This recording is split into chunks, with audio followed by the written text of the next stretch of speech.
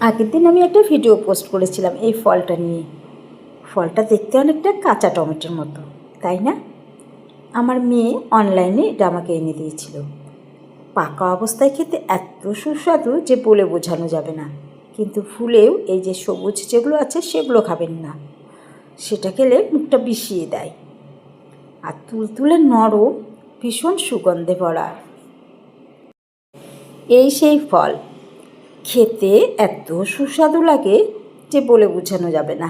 আর ভীষণ একটা সুগন্ধে ভরা, কিন্তু কাঁচা অবস্থায় একদম খাবেন না, আবারও বললাম। তাহলে বলে দিলাম এই ফলটার নাম কি। মাঝে মাঝে একটু এ ধরনের ফল খেতে মন্দ লাগে না, কি তাই না? চলুন দেখে নিই আরও কী কী অনলাইন থেকে এসেছিল।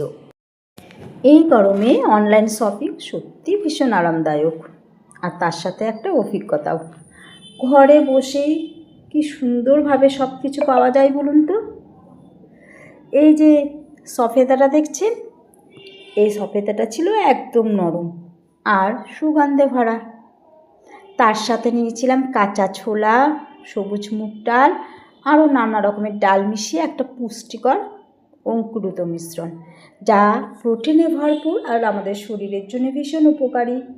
আরও নিয়েছিলাম ছাড়ানো নারকেল, যা দিয়ে ভেবেছিলাম ঘুগনি, ছোলার ডাল বা মুড়ির সাথে খাবো বা বানাবো। এই গরমে একটা তরমুজ নিতে কিন্তু ভুলিনি। এই তরমুজটা আমাদের খুব দরকার, শরীরকে ঠান্ডা রাখে, জলের অভাব পূর্ণ করে। আর এই যে তরমুজটা ভীষণই সুন্দর ছিল। সাথে ছিল আমার প্রিয় গোলাপজাম। এর স্বাদ আর গন্ধেও যেন আমার ছোটোবেলাটাকে ফিরিয়ে এনেছিল। ছোটোবেলার অনেক স্মৃতি এই গোলাপজামের সঙ্গে জড়িত। যখন স্কুলে যেতাম, স্কুলের পাশে একজনের বাড়িতে গোলাপজামের গাছ ছিল, আর স্কুল টিফিনের সময় পালিয়ে গিয়ে গোলাপজাম পেড়ে আনতাম আর সবাই মিলে ভাগ করে খেতাম। আর এই স্মৃতিগুলো সত্যি মনে রয়ে যায়। এই গোলাপজামটাও কিন্তু খুব সুন্দর ছিল, দেখুন একদম সতেজ আর রসে ভরপুর। সত্যি এই ফলগুলো দেখলে না ছেলেবেলার স্মৃতিটা আবার মনে পড়ে যায়। মনে হয় আবার যদি একবার ছোটোবেলায় যেতে পারতাম, সেই ছেলেবেলার মতো দুষ্টুমিগুলো করতে পারতাম, কি ভালোই না হতো, তাই না?